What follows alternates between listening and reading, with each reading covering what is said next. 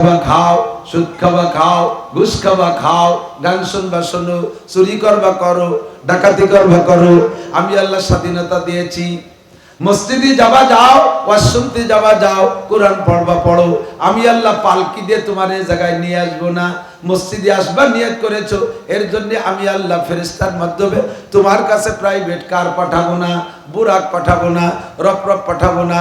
ফামান শাআ ফালইউমিন ওয়া মান শাআ ফালইয়াকফুর। তোমার মনে চাই ঈমান আনো, তোমার মনে চাই আমল করো। মান আমিলা সালিহাম মিন যাকারিন আও উনসা ওয়া হুয়া মুমিন ফালানুহিয়ান্নাহু হায়াতান তাইয়্যিবা। যদি তুমি আমার কথা শোনো, আমার দেয়া দিক নির্দেশনা মেনে চলো, স্বাধীনতাটাকে যদি ডান দিক ব্যবহার করো, ডান দিক হলো সাবিলুল হিদায়াহ, হেদায়েতের রাস্তা, সাবিলুল জান্নাহ, জান্নাতের রাস্তা। বাম দিক হলো সাবিলুল জাহিম, জাহান্নামের রাস্তা, সাবিলুল গায়ি, গুমরাহির রাস্তা।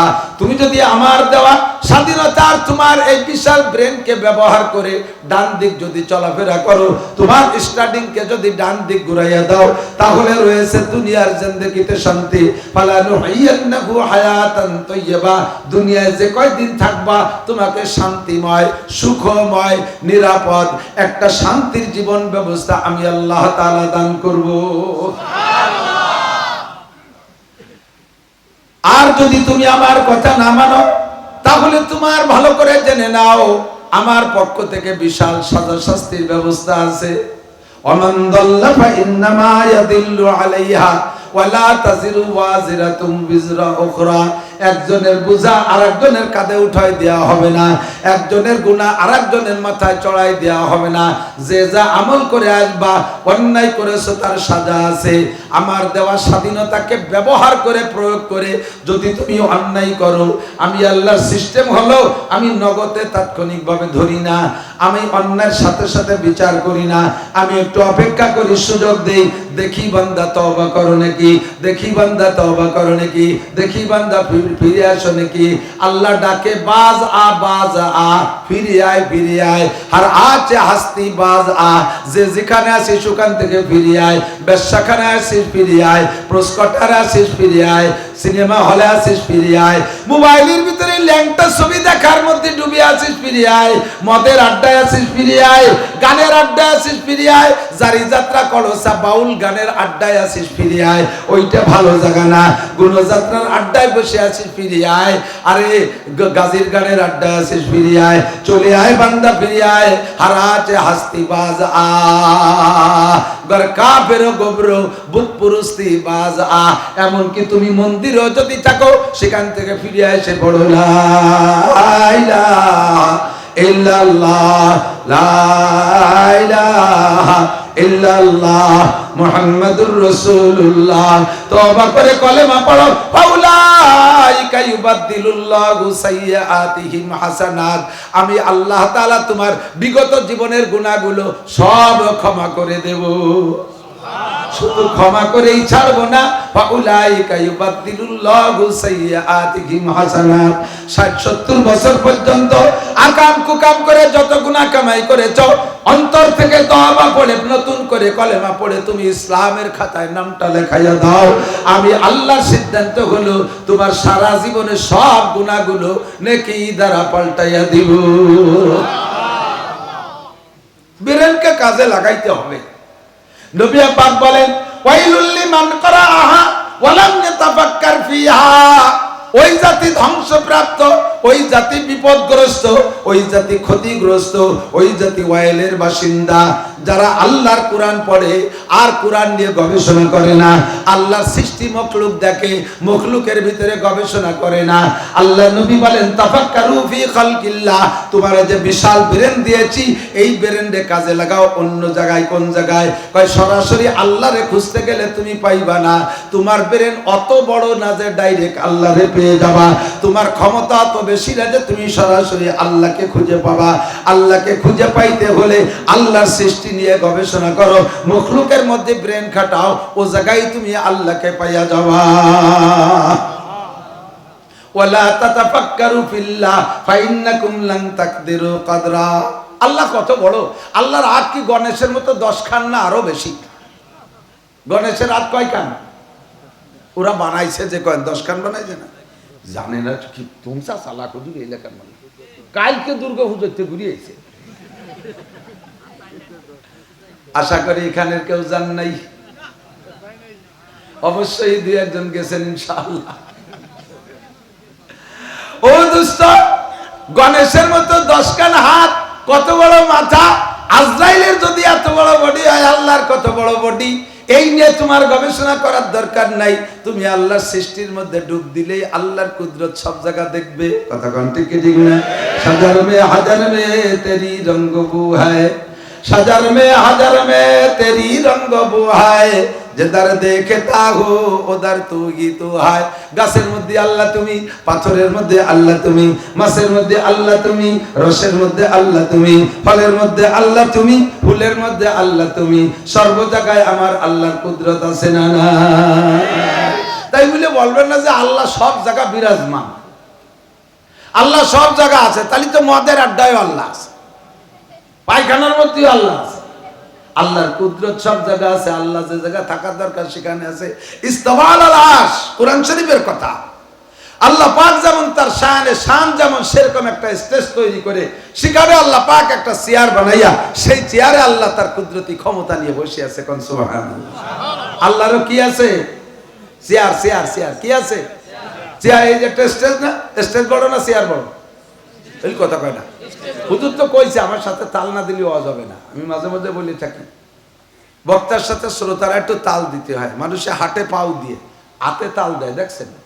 হাতে ঝুলে না, আটার সময় হাত ঝুলানোর দরকার, কাজ বান্ধে আটের আটার কাজ পার, হাতের কাজ হাতে যেন মারামারি লাগে, সেই সময় খুশি বকছেন যা লাগে দিবাই। তা আটার সময় হাত ঝুলবে কে? হাতে ঝুলে ঝুলে পাউরে সহযোগিতা করে। সিস্টেম হলো যে পাও আগে যায় ওই পাশের হাত পিছিয়ে যায়। এটাই তো টেকনিক। এমন থাক পরে যা সময় খেয়াল যা কইছে, হাত পাও সামনে যায়, হাত পিছিয়ে যায়, আবার পাও পিছিয়ে যায়, ওই হাত সামনে যায়। এর কারণ তর্জমা জানেন? পা যখন সামনে যায় হাত পিছিয়ে থাকে, হাতে কয় যে হাঁটতে থাকে আমি পিছিয়ে আছি, ভয় নেই।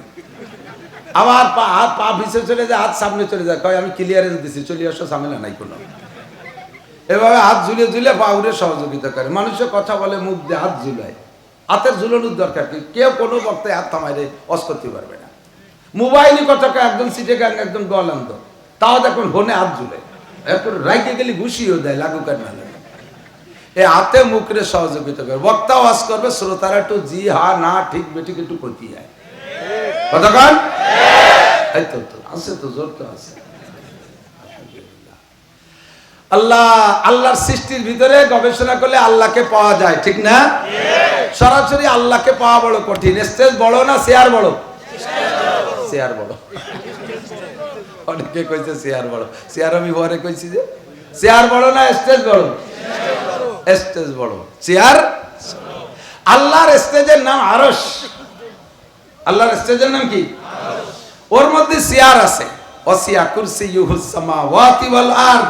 আল্লাহর চেয়ার এত বড়, 7 আসমান জমিন আল্লাহর চেয়ারের নিচে একটা বলের মতো পড়ে আছে।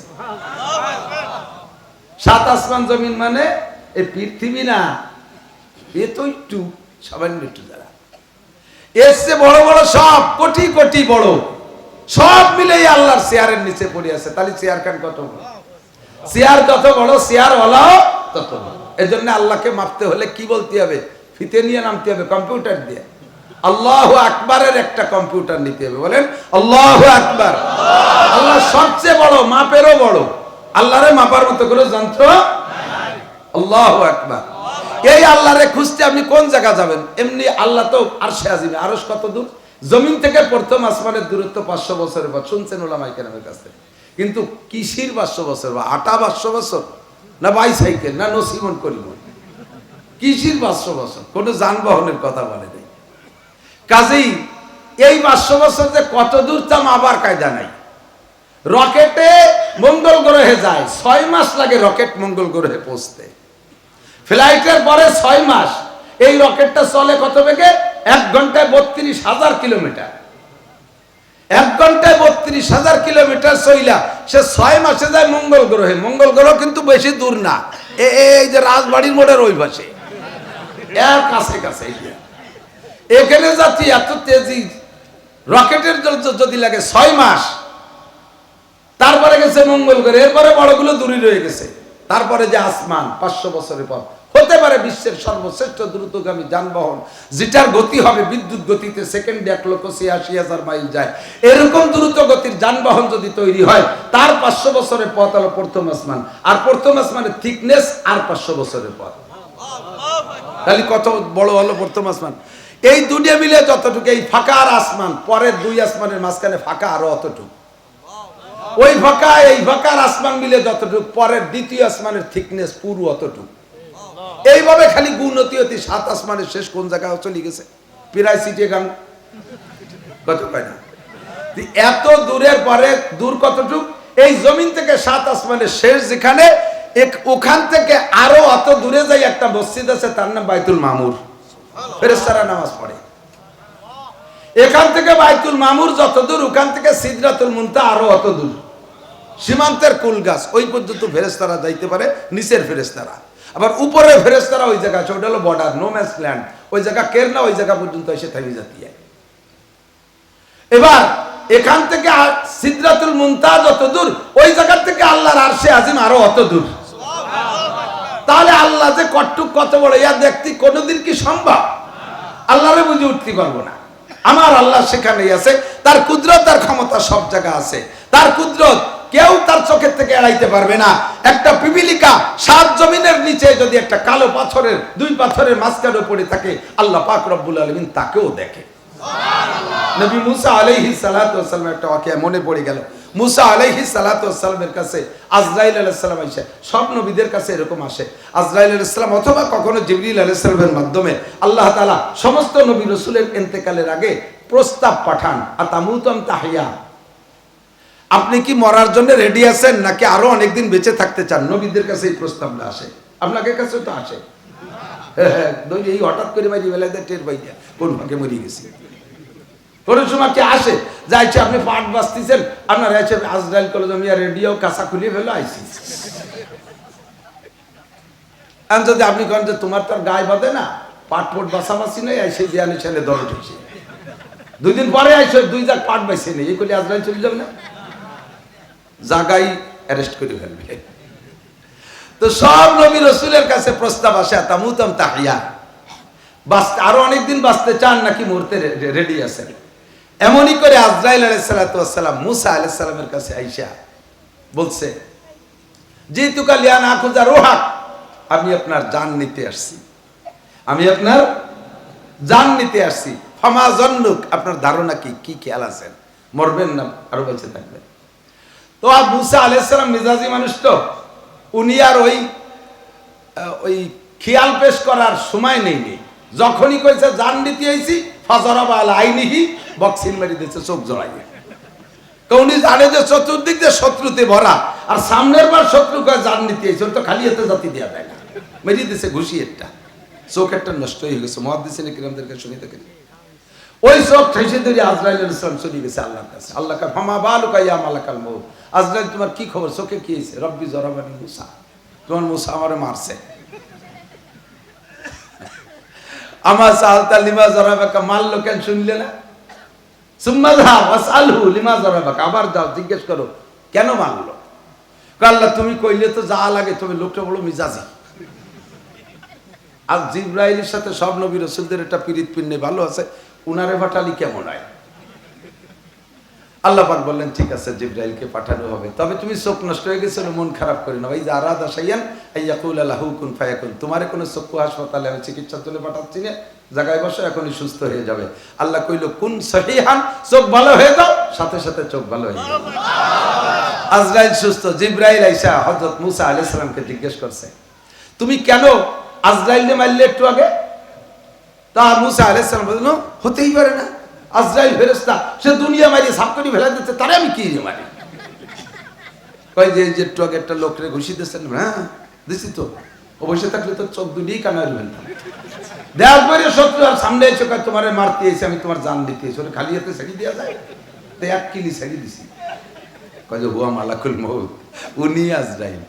মুসা আলাইহিস সালাম জিব্বে কামড়ে আস্তাগফিরুল্লাহ কাজ তুই চাইছে একটু পরিচয় দিলি তো হয় এই যাবে সামনের পর মানুষটা যে আইসে কয় যে জান্নাতি আইছি তাহলে নামাজি ফারা যায় নাকি ইয়ে